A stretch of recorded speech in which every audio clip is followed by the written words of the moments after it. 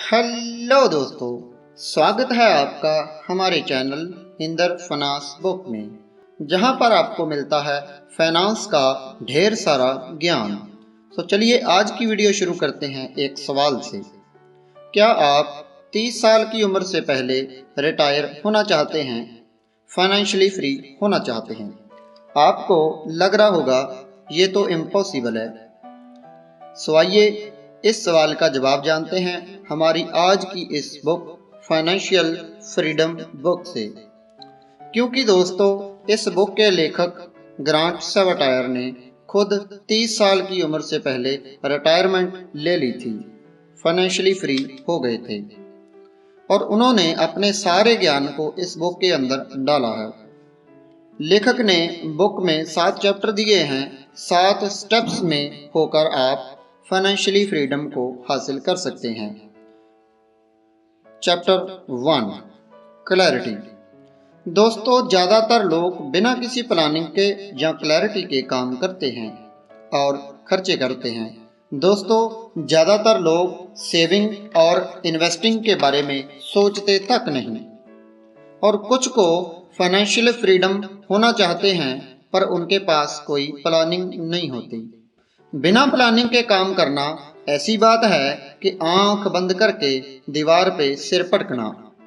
इसलिए दोस्तों किताब के लेखक कहते हैं कि हमें ये शुरू से ही क्लियर होना चाहिए कि रिटायरमेंट पे हमें कितना अमाउंट चाहिए, हमें कितना पैसा सेव करना होगा जिसके बाद हम रिटायर हो सकेंगे, और वो क्लियर अमाउंट होना चाहिए।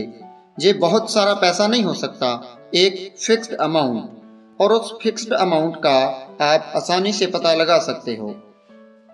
आप अपने साल भर के खर्च को 25 से मल्टीपल कर दो, ये आपका वो अमाउंट है जिससे आप फाइनेंशियली फ्री हो पाएंगे। फॉर एग्जांपल, अगर आपका साल भर का खर्च 2 लाख आता है तो आप 50 लाख वो अमाउंट है जिस अमाउंट से आप फाइनेंशियली फ्री हो जाएंगे। Chapter 2, self sufficiency. दोस्तों अगर आप इतना पैसा कमा रहे हो कि आपको रोजमर्रा के खर्चों के लिए कुछ भी सोचना नहीं पड़ता, तो आप फाइनेंशियली फ्रीडम हासिल करने के अगले स्टेप को ले सकते हैं, जो है सेल्फ सफिशिएंसी। इसमें आपको अपनी करंट फाइनेंशियल सिचुएशन के बारे में पता लगाना होगा और इससे रिलेटेड अगली प्लानिंग बनानी होगी। आपको देखना होगा कि आपकी टोटल नेटवर्थ कितनी है, आपकी मंथली इनकम कितनी है, आपके मंथली खर्च कितने हैं, आपकी सेविंग कितनी है, और आपको देखना होगा कि आपकी इन्वेस्टमेंट के आपको रिटर्न कितना आता है। और दोस्तों आपको ये भी देखना होगा कि आपके ऊपर लायबिलिटी कितनी है, कोई लोन वगैरह आपके ऊपर कितना है।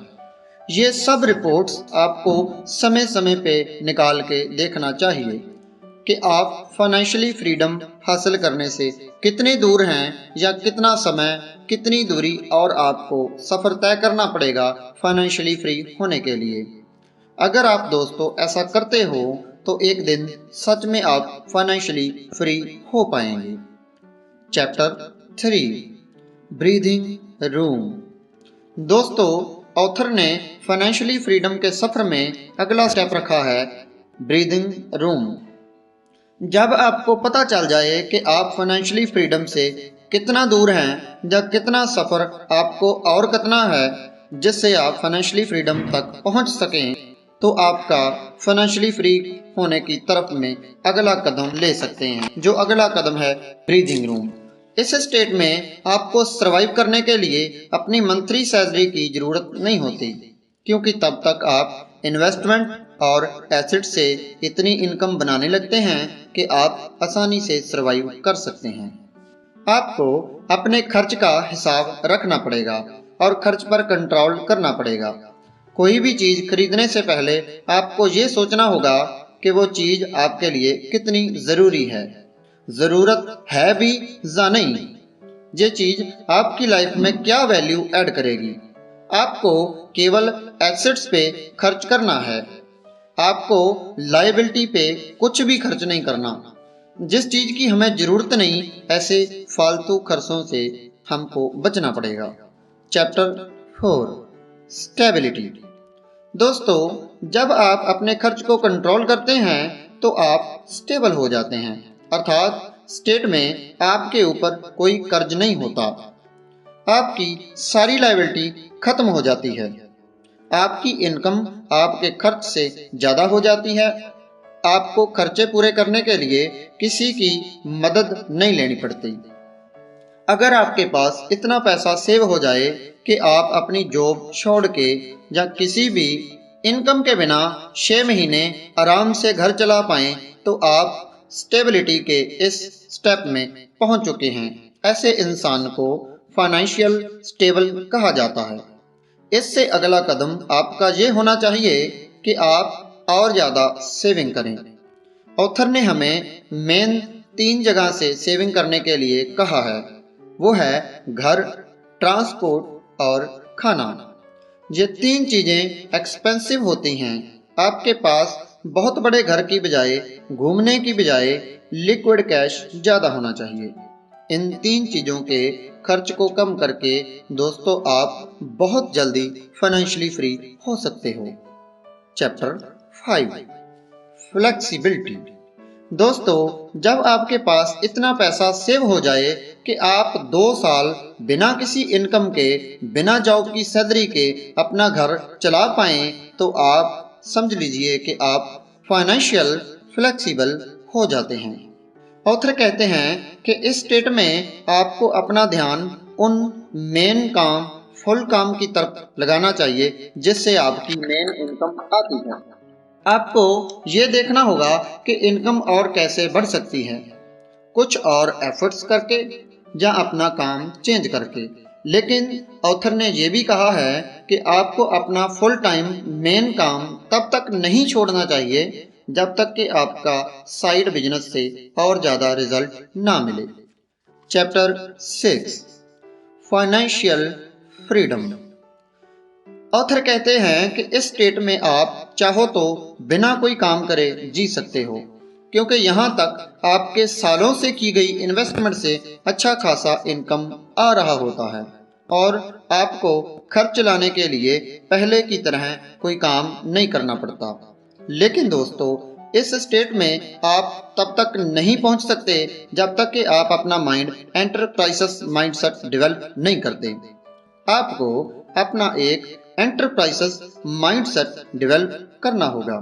आपको ऐसा माइंडसेट बनाना होगा जो आपको पैसे बनाने के और नए तरीके, पैसे सेव करने के और नए तरीके और आइडियाज दे पाए।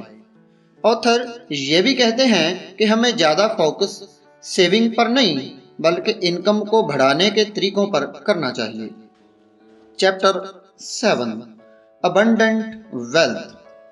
दोस्तों, ऑथर कहते हैं कि जब आप पैसे से ज़्यादा टाइम को महत्व देने लगो तब आप फाइनेंशियल इंडिपेंडेंट कहलाते हैं।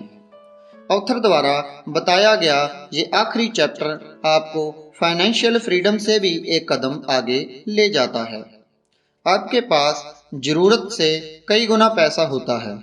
आप बिना किसी फिक्र के जी सकते हैं और कुछ भी खरीद सकते हैं। इसको बोलते हैं एब्सोल्यूट फाइनेंशियल फ्रीडम। दोस्तों, ऑथर ने 7 चैप्टर में हमें एब्सोल्यूट फाइनेंशियल फ्रीडम तक पहुंचने का रास्ता बताया है। दुआ है कि आप सब इन लेवल्स को जल्दी ही क्रॉस कर पाओ और आप सब जो इस वीडियो को देख रहे हो फाइनेंशियली फ्री हो पाओ। ऐसे ही और बुक की समरी देखने के लिए हमारे इस चैनल को सब्सक्राइब करें। वीडियो अच्छी लगी तो लाइक करें और घंटी का बटन जरूर दबाएं। Bye bye.